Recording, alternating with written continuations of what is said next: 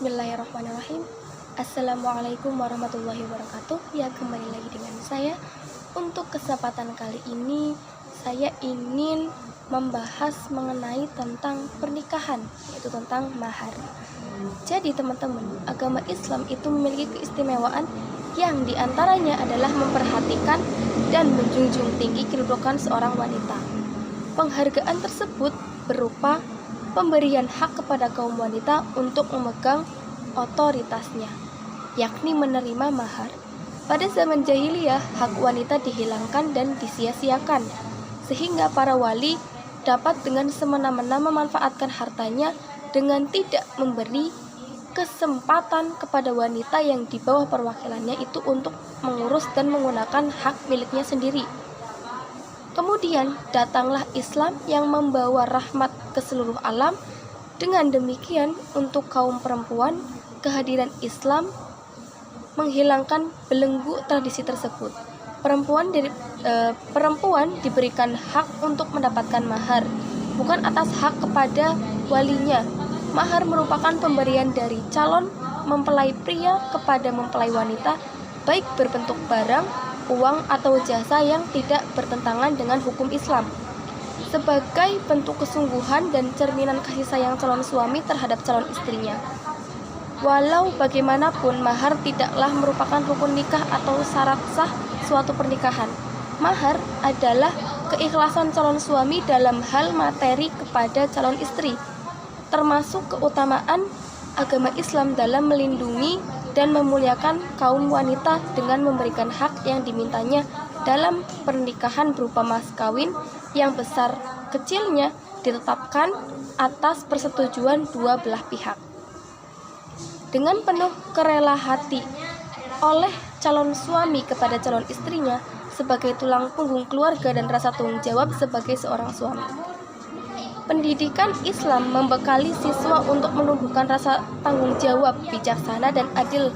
Maksudnya, tanggung jawab dalam memberikan mahar bagi seorang laki-laki berapapun dengan rasa penuh keikhlasan. Bijaksana seorang perempuan dalam menerima mahar berapapun yang diberikan. Sikap adil menggunakan mahar tersebut adalah kebaikan. Karakter siswa dalam menanamkan nilai-nilai dan akhlak yang baik sangat ditekankan dalam mempelajari mahar pernikahan. Selain itu, komplikasi hukum Islam, kewajiban membayar mahar terdapat pada pasal 30 bab ke-7 yang khusus mengatur masalah mahar. Hal ini sesuai indikasi adanya usaha Islam dalam memperhatikan dan menghargai kedudukan istri, yaitu memberi hak otoritas untuk memegang urusannya. Dalam sejarah hukum Islam, jenis dan jumlah mahar itu tidak pernah dibakukan. Mahar terus berubah dan terpolakan secara sosial, kultural, ekonomi. Secara histori, mahar berfungsi sebagai satu instrumen legal sentral dalam konsep dan praktek pernikahan Islam. Sejak awal sejarah Islam, praktek mahar mendapatkan banyak sorotan, baik dari sisi keberpihakannya kepada perempuan, signifikan, ideologis, ekonomis, atau makna moralnya. Praktek hukum mahar dalam kehidupan umat Islam sangat erat kaitannya dengan dinamika dan juga struktur sosial. Bahkan dalam penata mahar secara realistis, konstruksi dan pengaplikasian mahar sangat berorientasi terhadap kelas sosial atau materi di dewasa ini. Pendidikan Islam mempunyai peran sangat penting dalam membekali siswa. Kesempatan siswa dalam belajar mengenai hukum dalam mahar pernikahan menjadi fakta. Titik singgung praktek mahar dengan dinamika kehidupan umat Islam tidak dapat dipungkiri. Banyak terjadi dan dijumpai di wilayah atau daerah-daerah di Indonesia. Ketentuan dan kadar mahar dipengaruhi oleh tradisi dan adat. Mahar sebelumnya memerankan fungsi dan peran penting dalam sebuah pernikahan walaupun bukan dikategorikan sebagai rukun dalam pernikahan. Memang tidak ada ketentuan agama berkaitan dengan besar kecilnya jumlah mahar, mengingat bahwa manusia berbeda-beda dalam hal kekayaan dan juga kemiskinan. Di samping perbedaan dalam hal tersebut, atau adat istiadat masing-masing bangsa dan kelompok masyarakat Yang terpenting dalam hal ini adalah bahwa mahar tersebut haruslah sesuai yang dapat diambil manfaatnya, baik berupa uang atau sehentuk cincin, seberapa kilogram beras atau makanan lainnya. Dan bahkan pengajaran tentang Al-Quran sepanjang telah disepakati bersama antara dua pihak serta penentuan jumlah mahar yang dianggap masih wajar terhadap kondisi calon suami. Ibnu Taimiyah berkata, lelaki yang kaya atau mampu secara finansial boleh memberikan mahar dalam jumlah besar kepada perempuan yang dinikahinya. Tetapi jika calon suami itu kemudian tidak mampu dalam hal ekonomi atau permintaan mahar mempelai wanita untuk dipenuhinya, maka memberikan mahar dalam jumlah besar itu makruh hukumnya. Mahar adalah pemberian yang wajib dari calon mempelai laki-laki untuk calon mempelai perempuan yang sesuai dengan kesepakatan atau yang sudah disepakati. Kata mahar yang telah menjadi bahasa Indonesia berasal dari bahasa Arab al-mahr, jamaknya al-muhur atau al-muhurah. Hukum mahar adalah wajib karena merupakan syarat dalam nikah, akan tetapi ada juga yang mengatakan rukun nikah. Dalil pensyariatan mahar, Allah Subhanahu wa taala berfirman dalam surat An-Nisa ayat 4. Bismillahirrahmanirrahim. Wa atu lan becik an-nisa saduqatihinna ing pira-pira mas kawin nihlatan peparing fa indibna mongko rido lakum saking sira kabeh an syai'in saking suwi-wiji minhu nafsan saking awak Enisa fakuluhu mongko pada mangan sira kabeh hanian hale enak marian den gawe bahagia, yang artinya berikanlah mas kawin atau mahar kepada wanita yang kamu nikahi sebagai pemberian dengan penuh kerelaan. Jadi ayat ini menunjukkan bahwa pemberian mahar kepada istri itu wajib. Allah Subhanahu wa taala juga berfirman, maka karena kenikmatan yang kamu dapatkan dari mereka, berikanlah mas kawin kepada mereka sebagai suatu kewajiban. Nabi Muhammad SAW itu bersabda, pergi dan carilah sesuatu untuk kau jadikan mahar, meski hanyalah cincin dari besi. Hadis riwayat Bukhari Muslim. Nabi Muhammad juga memerintahkan untuk memberikan mahar kepada calon istri yang kamu nikahi, meskipun cincin itu dari besi, dan apabila kamu tidak memiliki apa-apa untuk dijadikan mahar, maka bisa dengan hafalan dari surat yang engkau hafal dari Al-Quran. Mahar adalah salah satu kewajiban menurut kompilasi hukum Islam. Mahar didefinisikan sebagai pemberian dari mempelai pria kepada mempelai wanita, baik bentuk barang, uang, atau jasa yang tidak bertentangan dengan hukum Islam. Pasal 30 menjelaskan bahwa calon mempelai pria wajib membayar mahar kepada calon mempelai wanita yang jumlah, bentuk, dan jenisnya itu disepakati oleh kedua belah pihak. Pasal 31 menjelaskan bahwa penentuan mahar berdasarkan atas kesederhanaan dan kemudahan yang dianjurkan oleh Islam. Pasal 32 menjelaskan bahwa mahar diberikan langsung kepada calon mempelai wanita dan sejak itu menjadi hak pribadinya. Pasal 33 menjelaskan bahwa penyerahan mahar dilakukan dengan tunai. Apabila calon wanita menyetujui penyerahan mahar boleh ditangguhkan baik untuk seluruhnya atau sebagian. Mahar yang belum ditunaikan penyerahannya menjadi hutang bagi calon suaminya. Jadi nanti apabila maharnya tidak dilakukan dengan tunai, maka akan menjadi hutang bagi calon mempelai prianya. Maka dia tetap harus memberikan maharnya. Kemudian ada macam-macam mahar. Mahar adalah satu di antara hak istri yang berdasarkan atas kitabullah, sunnah Rasul, dan ijma kaum muslim. Semua ulama telah sepakat bahwa membayar mahar itu adalah wajib. Sedangkan macam-macam mahar dapat dibedakan menjadi dua, yaitu mahar musammah dan mahar mitsil. Mahar musammah adalah mahar yang telah jelas dan ditetapkan bentuk dan jumlahnya dalam sihat akad. disepakati oleh kedua belah pihak, yaitu pengantin pria dan juga pengantin wanita, yang disebutkan dalam redaksi akad. Para ulama sepakat bahwa tidak ada jumlah maksimal dalam mahar tersebut. Jenis mahar ini dibedakan menjadi dua, yaitu pertama mahar musamma muajjal, yaitu mahar yang segera diberikan kepada mempelai perempuan. Menyegerakan pembayaran mahar termasuk perkara yang sunnah dalam Islam. Kedua, mahar musamma ghairu muajjal, yaitu mahar yang telah ditetapkan bentuk dan jumlahnya akan tetapi ditangguhkan pembayarannya. Maksudnya tidak tunai gitu, jadi seperti hutang. Kompilasi Hukum Islam pasal 34 ayat 1 disebutkan kewajiban menyerahkan mahar bukan merupakan rukun dalam perkawinan, dan selanjutnya dalam pasal 2 disebutkan kelalaian menyebutkan jenis dan jumlah mahar pada waktu akad nikah tidak menyebabkan batalnya pernikahan. Begitu juga halnya dalam keadaan mahar masih terhutang, tidak mengurangi sahnya pernikahan.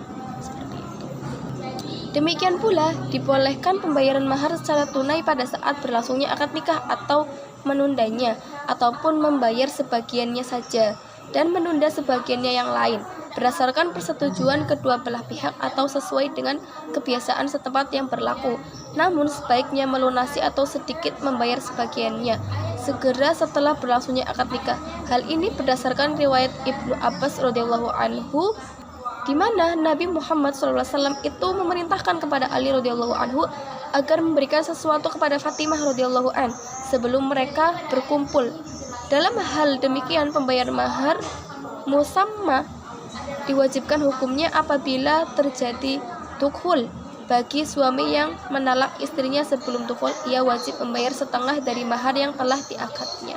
Terdapat dalam surat Al-Baqarah ayat 237 berbunyi, Bismillahirrahmanirrahim, fa in talaqtumuhunna, lamun talak sira kabeh min qabli saking sebelume ang tamasuhunna disentuh, waqad faradtu wis masti lahunna faridotan ing mas kawin, fanisfu utawi separone ma ing barang faradtu kang wis pasti, illa angin an ya'funa ngampuro sopo nas au ya'fu walladhi au ya'fu lan ngampuro sopo wong alladhi ing sopo wong biyadihi kekuasaan uqdatun nikahi utawi ikatane nikah, wa anta'fu lan ngampura aqrabu lafat aqrabu litakwa saking takwa, wala tansawu lan ora lali al fadla keutamaane bainakum yang antarane siro, innallaha satuhune Gusti Allah bima kelawan barang ta'lamuna iku ningali sira kabeh iku basiron zat kang mirsani. Dan jika kamu menceraikan istri-istrimu sebelum kamu bercampur dengan mereka, padahal sesungguhnya kamu sudah menentukan maharnya, maka bayarlah 1/2 dari mahar yang telah kamu tentukan itu, kecuali jika istri-istrimu itu memaafkan dan dimaafkan oleh orang yang memegang ikatan nikah, dan pemaaf kamu itu lebih dekat kepada takwa, dan janganlah kamu melupakan keutamaan di antara kamu. Sesungguhnya Allah itu melihat segala apa yang kamu kerjakan. Quran surat Al-Baqarah ayat 237. Adapun menurut para imam mazhab, mahar menurut Imam Syafi'i, Hambali, Imamiyah ialah bahwa segala sesuatu yang dapat dijadikan harga dalam jual beli boleh dijadikan mahar, dan tidak ada batasan minimal dalam mahar. Menurut Imam Hanafi, jumlah minimal mahar adalah 10 dirham.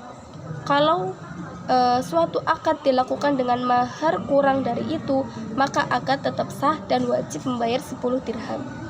Menurut Ibnu Maliki, jumlah minimal mahar adalah 3 dirham. Kalau akad dilakukan kurang dari jumlah mahar tersebut, kemudian terjadi percampuran, maka suami harus membayar 3 dirham. apabila salah seorang istri atau juga suami. Kemudian terjadi percampuran, maka suami harus membayar 3 dirham. Meninggal dunia sebagaimana telah disepakati para ulama, jika telah terjadi halwat, suami wajib membayar mahar. Namun apabila suami telah meninggal sedangkan mahar belum terbayar, maka pembayarannya diambil dari harta peninggalannya dan dibayarkan oleh ahli warisnya. Dikecualikan jika istri rela terhadap maharnya yang belum dibayarkan oleh suaminya, maka pembayaran mahar tidak wajib bagi ahli warisnya membayarkan mahar yang belum dibayarkan tadi. Begitu pula sebaliknya, jika istrinya tidak rela, maka pembayaran mahar diambil dari harta warisannya oleh ahli warisnya. Kemudian menurut Hanafi dan Hambali, manakala salah satu di antara mereka meninggal dunia sebelum terjadi percampuran, maka ditetapkan istri berhak atas mahar secara penuh.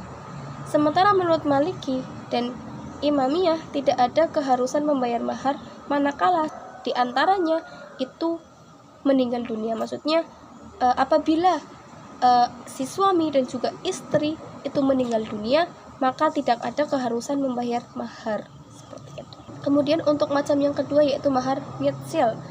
Mahar mitsil ialah mahar yang jumlahnya ditetapkan menurut jumlah yang biasa diterima oleh keluarga pihak si istri, karena pada waktu akad nikah jumlah mahar belum ditentukan bentuknya. Yang perlu diperhatikan terhadap wanita keluarga ashabah perempuan ketika mencari ukuran mahar mitsli adalah dari segi status mereka terhadap perempuan. Mahar mitsil diwajibkan dalam 3 kemungkinan. Dalam keadaan suami tidak menyebutkan sama sekali mahar atau jumlahnya ketika berlangsungnya akad nikah, atau suami menyebutkan mahar musamma namun mahar tersebut tidak memenuhi syarat yang ditentukan, atau mahar tersebut cacat seperti mahar dengan minuman keras. Suami menyebutkan mahar musamma, namun kemudian suami istri berselisih dalam jumlah atau sifat mahar tersebut dan tidak dapat terrealisasikan. Mahar diisyaratkan Allah untuk mengangkat derajat wanita dan memberikannya penjelasan bahwa akad pernikahan ini mempunyai kedudukan yang tinggi. Oleh karena itu, Allah mewajibkan kepada laki-laki bukan kepada perempuan, karena ia lebih mampu berusaha. Istri pada umumnya dinafkahi dalam mempersiapkan dirinya dan segala perlengkapan yang tidak dibantu ayah dan kerabat saudaranya. Oleh karena itu, merupakan suatu yang relevan suami dibebani mahar untuk diberikan kepada sang istri, karena manfaatnya itu kembali kepada suaminya juga. Adanya kebiasaan yang berlaku di sebagian masyarakat bahwa calon suami pada saat tunangan telah memberikan sejumlah pemberian. Demikian itu semata-mata menjadi kebiasaan yang dianggap baik sebagai tanda cinta calon suami kepada calon istrinya. Pendidikan Islam dalam hikmahnya bahwa mahar menunjukkan tanggung jawab suami dalam kehidupan rumah tangga dengan memberikan nafkah kepada istri, karena laki-laki adalah pemimpin atas wanita dalam kehidupan berumah tangga. Jadi kesimpulannya adalah mahar merupakan pemberian wajib dari calon suami kepada calon istri sebagai bentuk ketulusan dari hati calon suaminya untuk menimbulkan rasa cinta dan kasih bagi seorang istri kepada calon suaminya, atau suatu pemberian wajib dari calon suami baik dalam bentuk benda maupun jasa. Seperti itu. Mungkin cukup itu yang dapat saya sampaikan. Kurang lebihnya mohon maaf. Wallahul muwaffiq ila aqwamit thoriq. Wassalamualaikum warahmatullahi wabarakatuh.